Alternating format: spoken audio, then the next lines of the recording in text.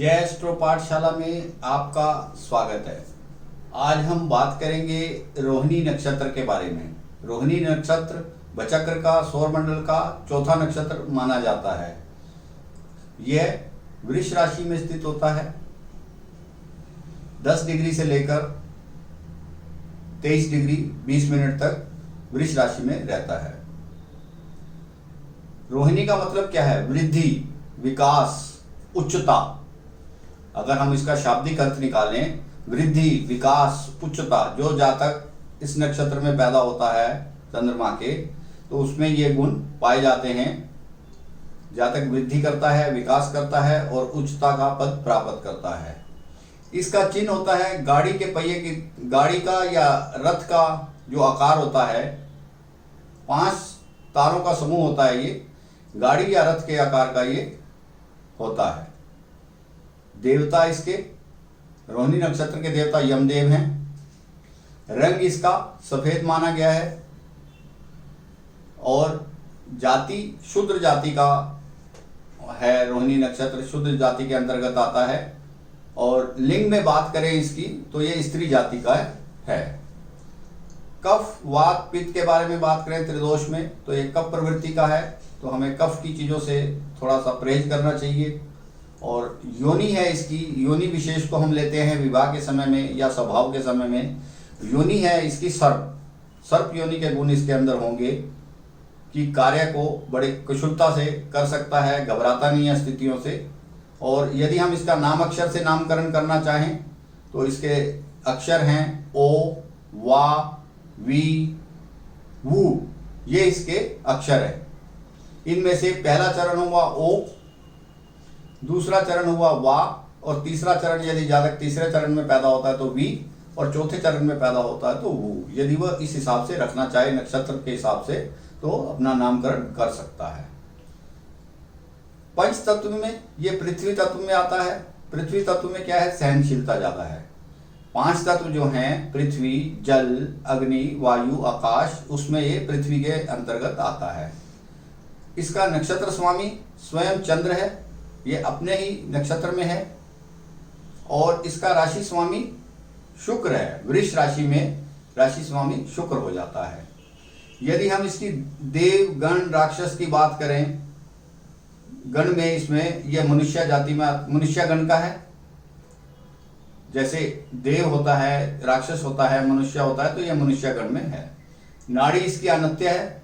कफ प्रवृत्ति की चीजों से, कफ प्रवृत्ति में इसको ध्यान रखना है कि कफ से थोड़ा बचना है तो ठंडी चीजों का सेवन ना करे। इस प्रकार की गतिविधियां इसको दिमाग में रखनी होंगी। इसके पूजन के लिए कार्तिक मास होता है। कार्तिक मास का दूसरा पखवाड़ा, अंतिम पखवाड़ा, 2 पखवाड़े होते हैं। पहले 15 दिन छोड़ के दूसरे 15 दिन रोहिणी नक्षत्र की पूजा की जाती है। और द्वितीय तिथि जो है बहुत शुभ मानी जाती है रोहिणी नक्षत्र की पूजा में, या शुभ मुहूर्त में इसको बहुत शुभ माना जाता है। रोहिणी नक्षत्र के स्थान क्या है? यदि हम ये जानना चाहें कि रोहिणी नक्षत्र के स्थान क्या हैं, तो जैसे खेत, खलियान, बगीचे, फल वाले बगीचे, जड़ी बूटी उत्पादन का स्थान, रेलवे स्टेशन, बस अड्डा, एयरपोर्ट, बुकिंग माल विंडो जो होती है, माल की बुकिंग विंडो होती है, जो वो स्टेशन, रेलवे स्टेशन पर भी हो सकती है, एयरपोर्ट पर भी हो सकती है। पोर्ट, बंदरगाह, जिसको पोर्ट कहते हैं, बंदरगाह, वह भी इसके अंतर्गत आती है। नदी, नहर, जल, झील, पर्यटन स्थल और पर्यटन के स्थानों पर रहने का, आवास का प्रबंध, यह भी इसी के अंतर्गत आता है रोहिणी नक्षत्र के। एग्जीबिशन का स्थान, जहां बड़ी बड़ी एग्जीबिशन लगती हैं, वो स्थान भी इसी के अंतर्गत आता है। तो इस तरह से हम यह भी पहचान कर सकते हैं कि रोहिणी नक्षत्र के कौन कौन से स्थान हुए। स्वभाव, जातक प्रकृति प्रेमी होता है। जातक प्रकृति प्रेमी होता है। दूसरों की इच्छा और विचार एकदम से भांप जाता है। जातक दूसरों की इच्छा और विचार एकदम से भांप जाता है और उनके मुताबिक यह कार्य कर सकता है। मेरा कहने का मतलब यह है कि दूसरे की इच्छा और विचार को यदि आप जान गए तो आपका जीवन काफी हद तक सफल हो जाता है कि आपके पास एक काम करने का रास्ता आ गया कि सामने वाले को आप कैसे रिझा सकते हैं। यदि यहाँ पर इसका नक्षत्र पीड़ित हो या चंद्र पीड़ित हो तो जातक का ध्यान डुप्लीकेट की तरफ चला जाता है, वो हर चीज की डुप्लीकेसी करेगा, हर चीज की कॉपी करेगा, उस दुविधा में वो लगा रहता है। तो उसमें उसको ज्यादा लाभ नहीं होता, लेकिन क्या करे, उसका नक्षत्र पीड़ित है और चरण पीड़ित है, तो ऐसी व्यवस्था उसकी स्वभाव में आ जाती है, ना चाहने के बाद भी आ जाती है। अंग, अब हम अंग की बात कर लेते हैं। इसमें अंग क्या है उसका, माथा, टखना, पाँव के आगे की हड्डी जो हमारी पिंडली होती है उसके आगे के सिरे की हड्डी और टांग की मांसपेशियां, ये इसके अंग आते हैं। यदि हमें कोई पीड़ा है तो हम इन चीजों को चेक कर सकते हैं, रोहिणी नक्षत्र की पूजा कर उससे उपचार ले सकते हैं। दिशा, ये दिशा में डायगोनल कार्य करता है। एक तरफ जैसा कि वास्तु के अंदर होता है साउथ ईस्ट डायगोनल, ऊपर नॉर्थ वेस्ट, इस शेप में ये कार्य करता है। डायगोनल कार्य करता है, नॉर्थ वेस्ट में इसकी प्रिय स्थान है, लेकिन ये डायगोनल कार्य साउथ ईस्ट को भी इफेक्ट करता है। इसमें हमें शुभ कार्य क्या करने चाहिए उसका भी हमें ध्यान रखना चाहिए, जैसे बीजारोपण, पौधे लगाना, नर्सरी लगाना, नया व्यापार शुरू करना, कोई नया लेन देन शुरू करना, निर्माण कार्य करना, सहवास सुख के लिए मुहूर्त निकालना, आरोग्य लाभ लेने के लिए यह मुहूर्त अच्छा माना जाता है। इस प्रकार की गतिविधियां इसमें की जाती हैं। और उसके बाद हम देखते हैं कि वर्जित कार्य क्या है। इसमें वर्जित कार्य हैं, हमें किसी की हत्या के षड्यंत्र में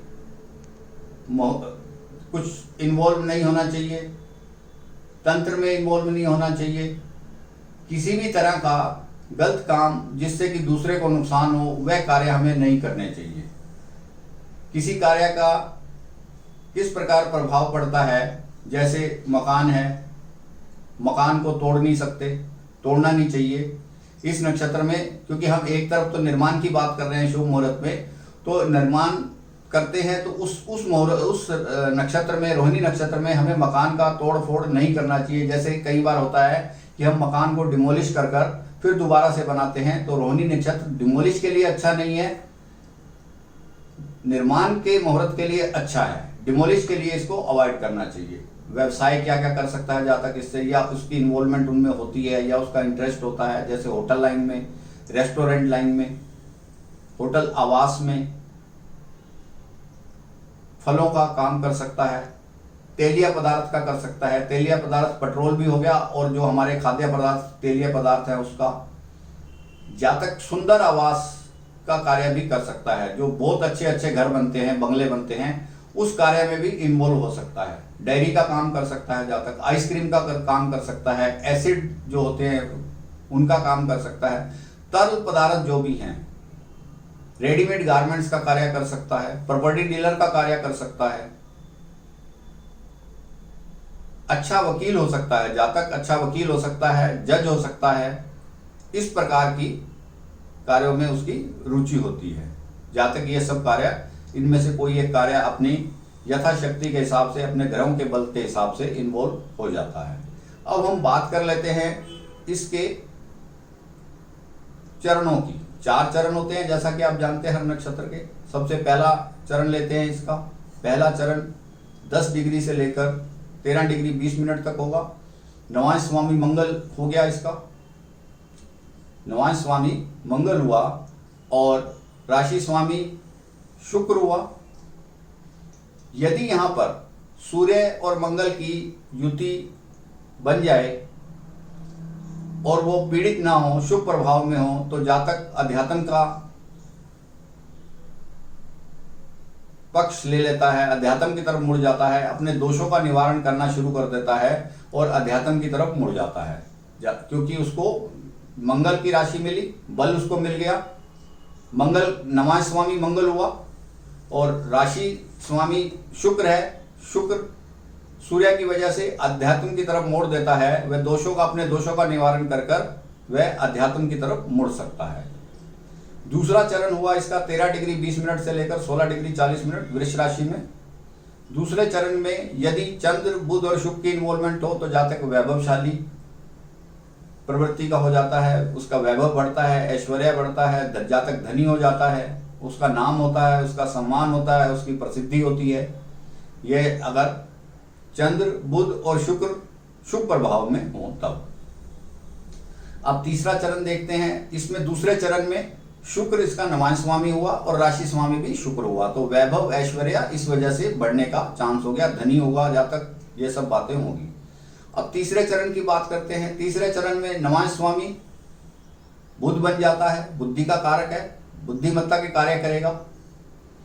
शुक्र और बुध की मित्रता है आपस में, बुध भी यहाँ पर अपने आप को अच्छा महसूस करता है अपने नवांश स्वामी बनकर। तो इस स्थिति में जातक बुद्धिमान होगा, बुद्धिमत्ता के कार्य करेगा और वह जो भी कार्य करेगा उसमें सफल होगा। अगला चरण, चौथा चरण 20 डिग्री 23 मिनट 20 डिग्री से लेकर 23 डिग्री 20 मिनट तक रहेगा। जातक परिवार में ध्यान ज्यादा देगा, क्योंकि यह कर्क राशि का नवांश स्वामी कर्क राशि हुई चंद्र, और नक्षत्र स्वामी भी चंद्र, और शुक्र इस राशि का स्वामी है। तो जातक परिवार की तरफ ज्यादा ध्यान देगा, इस तरह की उसकी प्रवृत्ति हो जाएगी। लेकिन यदि उसका चंद्र पीड़ित है तो संकुचित प्रवृत्ति का हो जाएगा जातक, परिवार से उसका ध्यान हट जाएगा चंद्र के पीड़ित होने से। यह भी हमें समझ लेना चाहिए चौथे चरण के फलित में।